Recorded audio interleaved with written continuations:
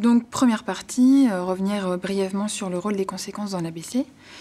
Donc, si on reprend notre ABC, hop, notre petit panneau. Donc, dans le premier module, on s'est concentré sur le A, c'est-à-dire tout ce qu'on pouvait mettre en place en amont, ce qu'on a appelé les procédures proactives pour prévenir les troubles du comportement.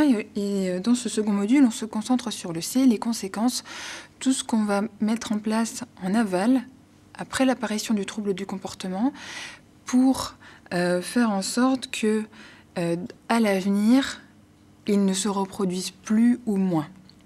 Donc, on sait bien qu'avec les conséquences, on peut moduler, on peut avoir une action sur l'apparition future du comportement. Et on peut avoir donc pour action, les conséquences peuvent faire en sorte que dans le futur, le comportement il augmente, il se maintient ou il diminue.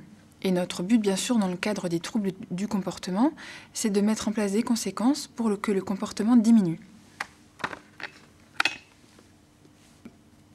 Donc ça, je les ai présentées, les 3 stratégies possibles. On va d'abord parler de l'extinction parce que l'extinction, c'est une composante du renforcement différentiel. Mais on va dire, si on devait classer les procédures de la moins intrusive à la plus intrusive, le renforcement différentiel vient en premier, comme étant la procédure la moins intrusive, puis vient l'extinction, puis vient la punition.